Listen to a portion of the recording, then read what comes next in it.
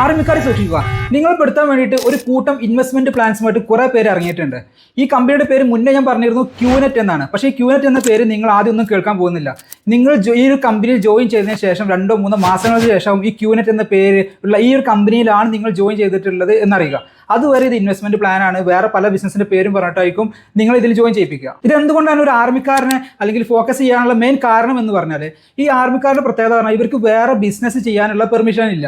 Army അതുകൊണ്ട് തന്നെ വളരെ പെട്ടെന്ന് തന്നെ ഇവർക്ക് ലോൺസ് സാങ്ഷൻ ആവും. ഇവർക്കൊരു പോലീസ് കംപ്ലൈന്റ് രജിസ്റ്റർ ചെയ്യാൻ സാധിക്കില്ല. കാരണം എന്താ വെച്ചാൽ ആർമിയിലായിരിക്കും ഇവർ വേറെ കമ്പനിയിൽ ജോയിൻ ചെയ്ത് അതിന്റെ ഇൻകം ഏൺ ചെയ്യുന്നുണ്ട് എന്നുള്ളത് ആർമി അറിഞ്ഞു കഴിഞ്ഞാൽ അത് വേറെ തരത്തിൽ ഇഷ്യൂ ആയി മാറും. പിന്നെ ഇവരെ ജോയിൻ ചെയ്യിപ്പിക്കുന്നത് തന്നെ ആർമിയിൽ പെട്ട ഫ്രണ്ട്സോ അല്ലെങ്കിൽ ക്ലോസ് റിലേറ്റീവ്സോ ഇങ്ങനെയുള്ള ആളുകളായിരിക്കും. അതുകൊണ്ട് തന്നെ കൂടുതൽ ആലോചിക്കാതെ ഇവരെന്ത് ചെയ്യും, ഈ കമ്പനിയിൽ ജോയിൻ ചെയ്യും. മെയിൻലി ഇവർ പട്ടാളക്കാരാണ് ഫോക്കസ് ചെയ്യുന്നത്. അതുപോലെ തന്നെ ഇന്ത്യൻ നേവി, എയർഫോഴ്സ്, പോലീസ് ഇവരൊക്കെ ഇതിലുണ്ട്. ഇവരൊക്കെ ഇതുപോലെ തന്നെ പൈസ പോയിട്ട് ഇവർക്ക് കംപ്ലൈന്റ് രജിസ്റ്റർ ചെയ്യാനോ ഒന്നും ചെയ്യാത്ത അവസ്ഥയിലാണ് ഉള്ളത്. നിങ്ങളുടെ ഫ്രണ്ട്സ് ആരെങ്കിലും ആംഡ് ഫോഴ്സിൽ ഉണ്ട് എന്നുണ്ടെങ്കിൽ നിങ്ങൾ എന്ത് ചെയ്യണം, നിർബന്ധമായിട്ട് ഈ വീഡിയോ അവർക്ക് ഷെയർ ചെയ്ത് കൊടുക്കണം. ഈ ഒരു കമ്പനി ഇതുപോലുള്ള കമ്പനികൾ ഒന്നും തന്നെ ജോയിൻ ചെയ്യരുത്.